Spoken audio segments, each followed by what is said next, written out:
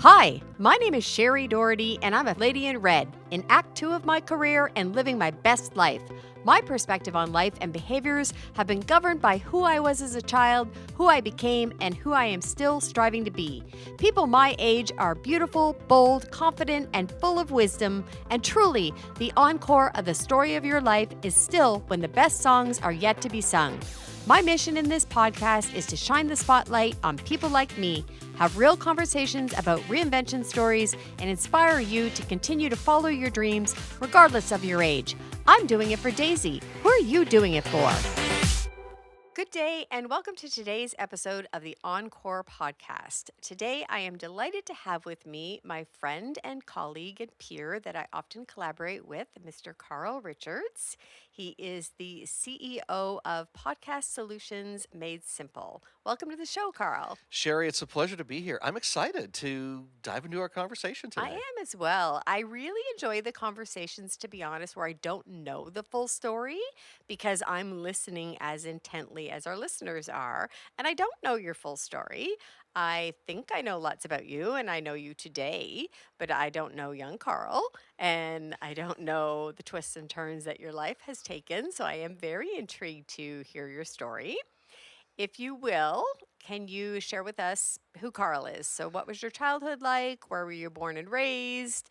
Any highs or lows that you're willing to share? Just tell us a bit about your backstory. Sure, absolutely. And I guess I'm glad I haven't shared this with you already because then you could answer all the questions for me or confirm or deny Right. what I'm sharing. So, yeah, sure. I hail from Hamilton, Ontario, Okay. which was home for 25 years of my life. And childhood was interesting. My mother remarried when I was 4. So I actually had 2 dads. I had my biological father and then my stepfather. The person I call my dad is actually my stepfather because Okay. my biological father, though I knew him, he would come around at Christmas and give, money and a card and things like that.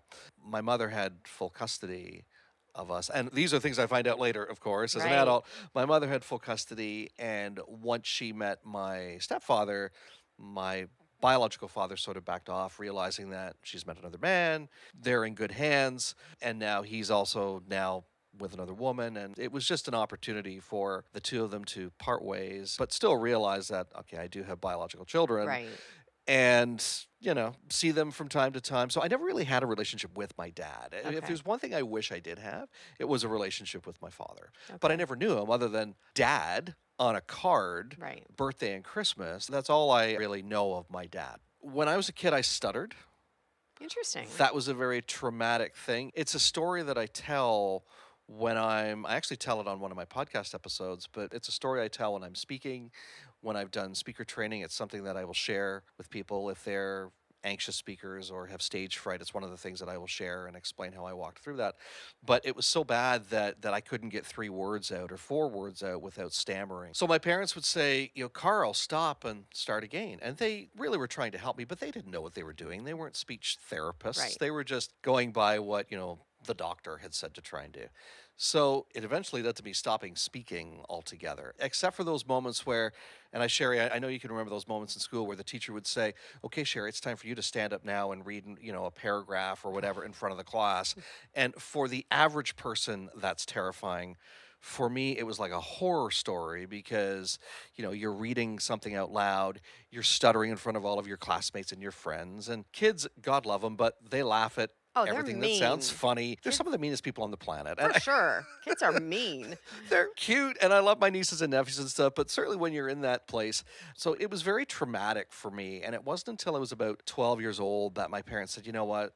We're not the experts here. We're going to put him in speech therapy. So I went into speech therapy for 2 years, and that's where I learned that I didn't overcome stuttering, but I learned how to manage my speaking. And I learned that the only person in control of your speech or your speaking is you. And that was a very valuable tool that I learned. But leading up to that, though, it was very traumatic. I was a very anxious kid always, of course. I'm sure that's transferred into adulthood with anxiety in some ways. But once I realized that, hey, I could be in control of my speaking, things started to change. I developed a love for theater and acting and radio, and I never Right. did acting because for every actor that makes it, there's 10,000 saying, would you like fries with that? Right. But I did really enjoy communication. I didn't realize how much I would enjoy communication. So that ended up becoming my life. But growing up was definitely very interesting because of the stuttering, but then also living in Hamilton. My dad worked in a factory Okay. around loud machinery all the time. Mm-hmm. So he had a very loud talking voice.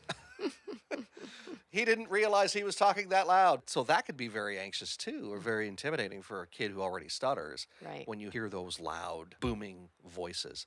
So that was sort of the growing up thing.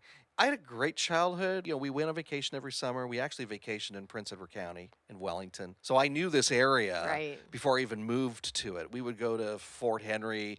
At that time, it was called Old Fort Henry. I do remember that. We would go there usually every other year for vacation, or not to the fort for vacation.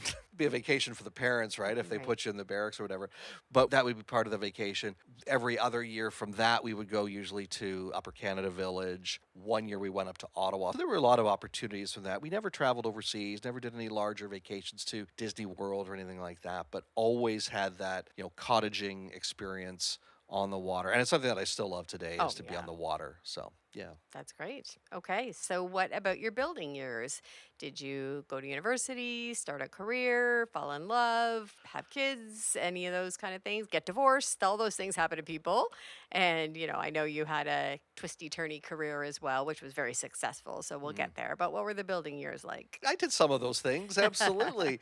Did I go to school? Yes. I actually went to college. I went to Mohawk College in Hamilton and studied radio. Once I realized that acting wasn't going to be in the cards for me, I said, hey, well, my second love, which became my first love, is broadcasting. And, I listened to radio back in the 70s and 80s when there was a lot of theater of the mind, and, DJs would have these characters that they Yeah. would bring to the show always. It wasn't just information out to the audience. It was fun. It was inviting all the time. And it was exciting to listen to radio back then, where the product, it was very different. It was very different. That personality type of radio, which doesn't exist in the same way. But I graduated top of my class, and I spent the next 3 years after that looking for that first elusive radio gig. It was a time when in the 90s, a lot of stations were moving from total analog, where you needed a live body in studio all the time, to partial automation. So it was the early inception of not so much computers, but you were starting to get into systems that would allow, for example, an overnight show to just run on its own. Right. Computers came in late 90s, in and around that time for most stations. And that really made it challenging to get that first job. But landing that first job in Kenora, Ontario. Oh, boy. Okay. Northwestern Ontario, not the end of the world, but it's close, especially for a boy that grew up in Hamilton. Mhm. It was definitely a culture shock, because I moved from living in a city that's next to a city that's next to a city that's however many million people it was back then in that general area, to town. It's now a city, but at the time the town was 10,000 people. Right. And its closest town or larger town would have been 2 hours away. And then that's heading east. And if you go to Thunder Bay, that's 6 hours away. And Oh. if you go west, it's 2.5 hours away to Winnipeg. So you're in the middle of, you're in a Nowhere. community, but you're literally in the middle of nowhere on the Lake of the Woods. I learned a lot. I met a lot of great people while I was there. Yeah, it was a phenomenal journey, but I couldn't wait to get back to Southern Ontario. So career-wise, I did Kenora, Fort Frances, which was my first trip south, which is 2.5 hours south of Kenora, still in Northwestern Ontario, but there was a promotion within the company that had another station in that market. Kenora, Fort Frances, then down to Welland, Okay. which That's was closer to home. well, a little close, a lot Mhm. closer to home, actually. But it was really exciting because the station I worked at in Welland, they were a country station, and they had a 50,000 watt signal, which would boom right across that little pond called Lake Ontario. Right. So we had something like 30,000 listeners in downtown Toronto. We didn't access them very well, but we still had that listenership. And then from there, it was a stop over to Cornwall, all to excel or move up the ladder in my Right. career, right? Good. Building your career. And then landed in Kingston, and I spent almost 20 years doing radio in Kingston and loved That's loved where every I minute first of it. heard your voice, was on the radio. My dulcet tones, so to speak. But yeah, a very interesting career. And just the development years with that was I didn't get married because I was working my career so much. Okay. Dated, but nothing serious. When you're living in a community for maybe a few years, that's where relationships can be very rocky. As a matter of fact, a lot of broadcasters go through divorce a few times, once or twice for sure, because at some point their spouse becomes a little bit jaded by the process of, okay, we're living here this year, and then in 2 years we're in another community. It's Right. almost like the whole military Little family. military-esque. Very, very similar in that process, especially back then. Now it's a little bit different. Still, there's a lot of movement around for individuals that really want to stay in it. And I had no intentions of settling down right away anyway. I really was interested in building my career, aspirations of getting back to the Toronto, Hamilton area, and I'm still in this area because I love it. Right. But then also that's when I did actually, meet someone and did get married in the 2000, what year was it? 2009 is when I got married. So like a lot of people in their 20s, it was still in their 20s. Now that whole marriage thing has changed for a lot of people. It's now people are getting married later. But when Right. I was in my 20s, a lot of people I knew were getting married. Now it's shifted a little bit. So for me to get married in my mid 30s, I was getting older in the getting married phase, right? And that's what kept me here is other than the fact that I love the area, and it's such a great area because you're between Montreal and Toronto and Ottawa, and New York City's not Oh, far. you're preaching to the choir. I know. So That for should be on anyone my that says- billboard why you should live in Kingston. So for anyone that says, I'd love to live in a big city like Toronto, I'm like, yeah, it might be good for a couple of years, Yeah. but really when you're close to everything else, it's only a 2-hour drive or 2.5-hour drive. The furthest is New York City. Right. But that's like a mega hub And it's worth it. in the world, Right. right? So who doesn't want to at some point in their life visit to either go to shopping or theater or go to Central Park, I'm trying to remember the address where I was a big fan of John Lennon. So of course he was shot in Yeah. New York City outside his apartment. So one of the places I wanted to go when we were visiting for the first time was to that corner where that complex is. It's still there. But that's, again, you don't get that if you're, you think twice about it if you're in Toronto or Oh, yeah. London or west coast of Canada because it's too far away. Right. Right. Oh, this is So- the perfect location. However, we digress. Okay. No so kids. you- No kids, by the way. Okay. Nieces and nephews that I spoil to death. That's great. Yeah. Okay. Yeah. So super successful career. Mhm. You're trucking along. Things are good. And you're probably approaching the midpoint. Yep. I'm not certain, but I know you also had a change. I did. And so what happened? I did. The first change happened actually in 2010. And that's when I was working at a station in Kingston and they were doing a format change. And what tends to happen in that situation is there's usually a changing of the guard. They'll say, well, we're making some corporate changes or changes to formatting. And so you're no longer needed. Right. So that happened in 2010, the first time. And I never saw myself getting back into broadcasting. I didn't see it on my radar, but there were some opportunities that presented themselves. And I did get back in. Okay. But at the same time as I'm getting back into radio part-time, I had started a part-time business as well, doing speaker training and helping people with presentation skills and voice and platform skills. So I worked that business part-time while also now redeveloping my broadcasting career. And as I said, there were some great opportunities that second time round in broadcasting. They say you haven't really worked in radio until you've been fired from at least one job. Oh, So I felt that I'd made it. I've been fired from at least one job. I'm good to go. exactly. I'm Hey. authentic now. The goal was always to take my speaking business full time. Right. But when somebody comes along and says, we've got all these great opportunities for you in programming or music direct, and eventually became the morning show co-host at a local station in Kingston, it's kind of hard to say no to. Right. Right? Especially when that's a guarantee, that's the safety net, it's a good cushion. Yep. So you don't need to do the whole build my business, take risks. And I still ran the business part-time. It was great. Some extra money to go on vacations and stuff like that. And then, you've probably heard this before, COVID hit. I heard something about that. Yes.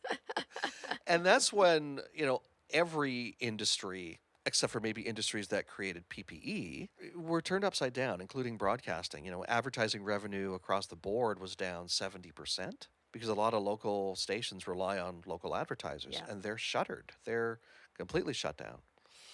And I knew it was just a matter of time before I would be shown the door. And I'm glad I was shown the door because that allowed me the opportunity to take my business, which at that point was speaker training only, pivot the business, and then position it to where it is now, not just speaker training. That still does exist, but what I'm focusing on now is promoting, helping people get not only their own podcasts up and running, but also maintaining them so they can stay in their zone of genius in business while we help them be seen as the go-to expert. But that didn't exist the early part of 2020. It was just an idea. And then when I was given the opportunity to leave, that's when I said, you know what, now's the time to do it. Now's the time to Right. pivot, go full time. And I have to say, it's not easy Hmm. to make that decision. It's not easy to say, I'm going to be in business for myself. A lot of people look at you like you're crazy Yep. because they'll think that, okay, well, what about the security of having a job where you know every month what your pay is going to be, all of those things. And I'm assuming it's very similar in real estate Oh, for where you sure. have your ups and downs and Oh, you plan as best as you can, but you never know when the oh, bottom's there's going to fall out of it. moments of a blank whiteboard, which should be your pending and closing deals, and you're like, there's no paychecks on that board. Yeah, yeah, and you Hope I go, did a little rainy day planning. yeah, and that's sort of the way it is, I think, in a lot of businesses, especially when you're starting, is you can only plan so far ahead. Right. And once things are going, once the machine is rolling and everything's running smoothly, then that's where you can, plan for the rainy day, put Hmm. stuff aside, focus on profit, and also focusing on getting more clients to the fold. And podcasting being so popular right now, there are some people who are checking us out and saying, yeah, I want to take a look at this and see if it's a fit for my brand or my business. And we position ourselves as being competitive. We're not low end, but we're also not high end either. Right. So we're not the type of agency, for example, that's going to be doing the Oprah Winfrey podcasts, but we're also not the type for entry level business owners wanting to have a podcast. So we're somewhere in the middle. Okay. And that is really good because now we can pick and choose the clients who we want to work with. But Right. as I said, if we had this discussion 3 years ago, I would say, I don't know what I'm doing. I'm just doing. But it's been an amazing journey. That's good. I love that the little boy who stuttered Yeah. is a speaking expert and teaches and coaches, encourages other people to speak. That's beautiful. And I love that you're doing something that, gives you the freedom Mhm. and the confidence to move about and build what you want to build. And that there isn't, as much as I also miss a stable paycheck Yeah. and benefits and a couple of vacation weeks and all those nice cushy things that come with a corporate job, this is much more exhilarating and much more rewarding. Yes. And the one thing that I think about a lot is there's a direct return on your effort when you're self employed. So when I was working in the corporate world and I gave my job 120%, I still made the same money. And then if there was a month where I gave it 80%, I still made the same money. And I'm never particularly incentivized by money to work any harder because I loved what I did and the people I did it for. But now, if I have a month where I give it 120%, I can usually see the fruits of that additional Mhm. effort 3 months later. And in self employment, the sky's the limit. There's no salary cap. There's nobody saying, oh, good girl, you're going to get 3% this year. It's what I want and I can dream it to be, which is amazing. I would digress a little bit and share with you one of our podcast stories. So, 10 years ago, maybe 8 years ago, our son was talking about podcasts nonstop. Mhm. Literally, that was all he was talking about. And we would say, oh my God, please stop talking about podcasts. I'm Gosh. dead serious. And we'd be like, why is he talking about these podcast things so much? So it's so funny that here we sit today, that I have a podcast and you have a podcast, and that you are helping and coaching and mentoring people in what I thought was ahead of the curve. Mhm. And clearly, I need to be listening to whatever my son is now talking about, being 5 years down the pipeline as being the thing in the communication vehicle. Yeah. I wonder if you have any intuition or gut for where you're going or where podcasts are evolving to in the future. Yeah, and first off, I should mention that I really like your producer. I like him as well. He's my producer as well, and I think he's that guy you mentioned earlier that was telling you about Yeah. podcasts. Your son, yeah, he's a very talented young man, and I'm certainly blessed to have him on our team. But I think where podcasts are going, as more and more people come into this universe, I call it the podcast universe Okay. because it feels that way Yeah, the because podcast world for sure. they're global now, but there's nothing saying that if we eventually have, vacations to the moon or Mars or whatever, that what we have here won't evolve out there. So that's Right. one of the reasons why I call it the podcast universe. But I think what we're seeing is a couple of things. Number one is the quality of what you're putting out there.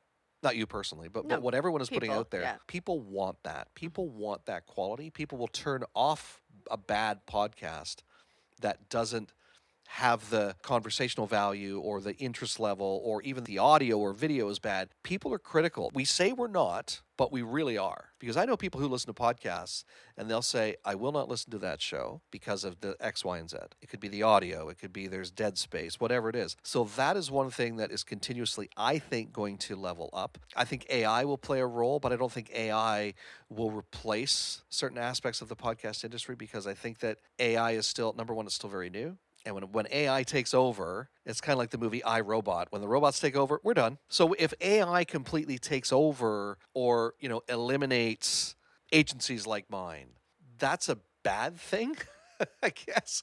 But I think what I'm trying to say is AI, I don't think is intelligent enough to be able to feel what a human feels. And the way I approach podcasting, be it audio or video, is there's a certain feel to it. There's a certain vibe to it.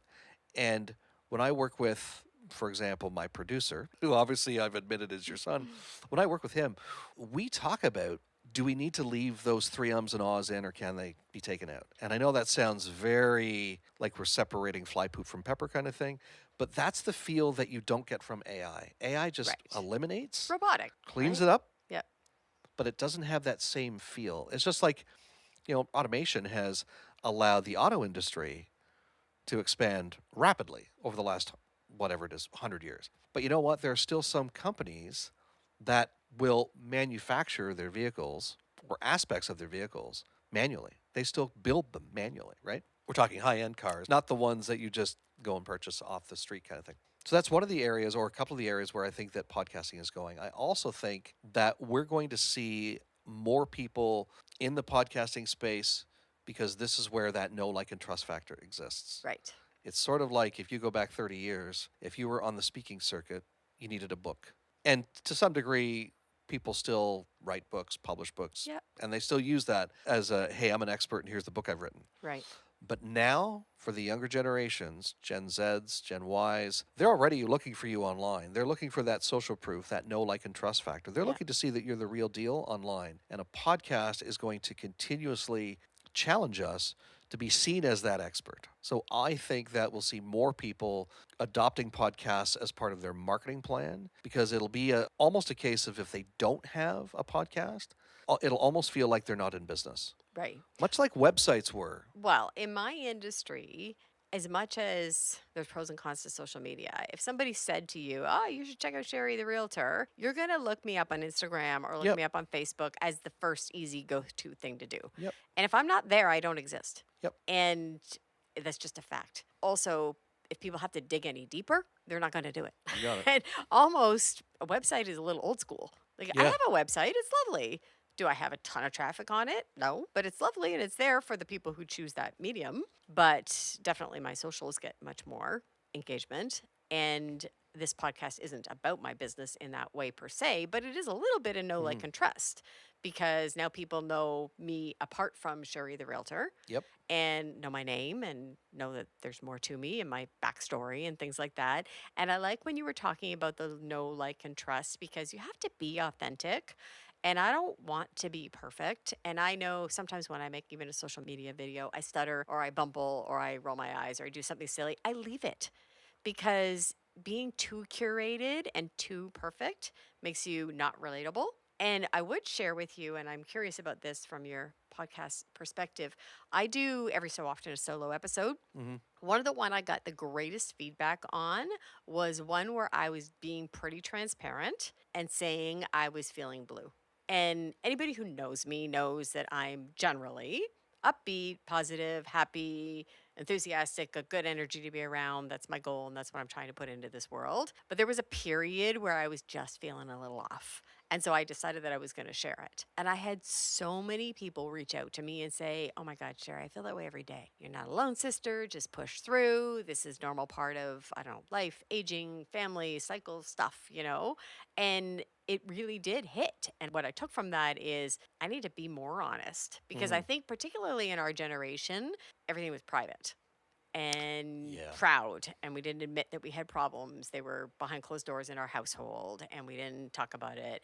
And then, the new generation wants to know we're all not okay together.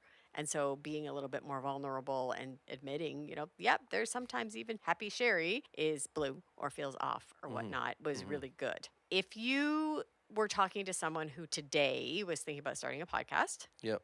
what is the biggest piece of advice you would give them? I would say, honestly, thinking about starting a podcast, number one is think about what the show is going to be about, Right.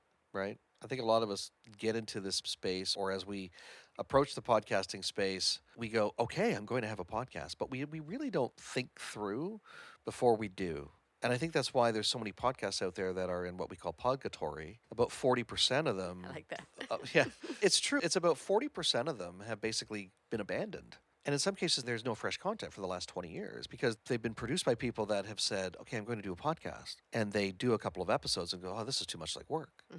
And there's no plan. I'm just, verbal diarrhea into a microphone and hoping it sticks. And that's not where podcasting is going. Again, as you move towards the know, like, and trust factor, especially because so many business owners are leveraging this as marketing, as having prospects come to their business, even getting clients to join workshops or programs or tap into services. So you really need to go in having an idea of, number one, what's the podcast going to be about? What's the goal of the show? And then what are the results that you want to get from it? While understanding as well that podcasting is not a short game. Right. It's a long game. Right? It's almost like the analogy of, okay, I want to lose 30 pounds because COVID was very generous to my midsection. So if I just eat one salad, Right. or maybe two salads, that will be enough, right? Right. Of course not. You need to be consistent with your content. You need to, always be challenging yourself as well to push the boundary. Have a list of, I call it my chicken list of people I want to have on my show. Oh, I have one. Right? I have a big one. Right? And it's, in some cases, it's people who that you're just afraid to ask on. In other cases, it's people who are, like the Grant Cardones of the world, who are so far off your reach right now. Right. But what if you could get a guy like that? Yeah. Or a Tony Robbins or a Jack Canfield or somebody of that profile on your show? How would that feel and what would that do to your show? Oh, Right? it gives me Gives you shivers. I can't goosebumps. wait. But you need to go in with a vision, Yeah. as opposed to, we're doing a podcast, we're just out there doing it. The just doing a podcast out there doing it days was probably 2010 to around the start of COVID, 2018, 2019. Okay. Now understand that it's a business. Podcasting is a business. Podcast advertising is a business. It's crossing the, $2 billion mark. Right. So if you want people to look at this and look at you as being the expert, the know, like, and trust factor piece of this, you got to take it seriously. Have fun with it, but Right. you have to really look at it as, this can be life-changing if I set it up right. Right. If I set it up so clients will want to, or prospects will want to connect with me, and they could become clients, and a client to me could be worth several $1,000s. Right. So we need to start looking at it as not just this is an extension of broadcasting, because I think that's the other challenge is a lot of people think of podcasting as it's kind of like radio, but not. Right. Right? Because that's what we have as the example. So when we listen to radio, for example, what tends to happen, especially in the talk radio formats, is you have a broadcaster, a DJ, so to speak, who brings in experts and they speak and they ask the expert questions. The flip side of this with podcasting, you're the expert. You want people to come into your Right. business. You want to build your community. You want to build out your network of partners or joint venture people. You want to build that out as opposed to you just interviewing a bunch of experts. Right. Interesting. Yes. So there are so many different elements to this. I could talk about this for the next 6 hours. You do, and we will. And we will do this again, I'm sure. But, really have a plan. Don't just throw caution to the wind. Really have what's my show going to be about? Why am I doing this? What's the goal? And what are the results that I'd like to see? Right. Is there someone I could speak to about a strategy session like this? I think I know someone. I think it's me. Right. This is the shameless promotion pitch part. Yeah, absolutely. I mean, we like working with coaches, consultants, other subject matter experts, real estate agents, investors, Yeah. doctors, lawyers, those kinds of people. But we will have a conversation with anyone who is interested in finding out more information about this space. We do have programs and services that are entry level. And if you're ready to get going, we have those services available as well. But it starts with a conversation, and it's as easy as going to podcast podcastsolutionsmadesimple.com. You go to the contact me page or just simply go to askcarl@carlspeaks.ca. But definitely I would say check out the website because there's a lot of information there that would dispel some of the myths or misconceptions about podcasting that might help some of your listeners take the step to, really doing something different. It's super fun. I love doing it. I love the conversations I'm ending up in and hearing people's stories. We'll wrap it up with, what does future Carl look like? What are you still striving for? What are you dreaming of? And what do you look like in 10 or 20 years? Oh my goodness, 10 or 20 years. I'll still be alive. Yeah, I'll still be You will. I'll still be ticking. It's funny that you mentioned this. I've recently gotten into or shifting into real estate investing. So I know an agent. I figured you might. Still obviously in the podcasting space, but I think that in 10, 15, 20 years, really looking at spending some time in Costa Rica or maybe Belize, which I guess Belize is supposed to be the new Costa Rica. Sounds wonderful. But then also, running an agency that is really servicing a very excited community of individuals, of experts who want to just keep knocking it out of the park. So Right. that's where I see it. Probably on a boat somewhere where you're having a glass of champagne and we're sharing stories, saying that, remember when Right. you were sitting in the Remax office, Carl, and we were talking. That's Here we sort are of the on vision. Carl's boat. Yeah, or Shari's boat. Yeah, I will be somewhere where it is warm, particularly throughout the winter. My goal is to be a snowbird. I have no desire to live through Canadian winters. I think I would enjoy that, but by the same token, I do enjoy winter, the real winter, not the winters we've had in the last few years where it's icy and sleety and dark. And I like the crisp, cold snow on the ground, not for 8 months out of the year though. Right. But for, a couple of months where then I get excited for spring and then I get excited for summer. Yeah. But I wouldn't mind also snowbirding a little bit Well, I'll see you there. as I get older. That's right. Thank you so much for spending time with us today and sharing your story with everyone. I truly, truly appreciate it. And I'm sure we will do this again in the future. Thank you, Carl. Thanks for having me, Shari.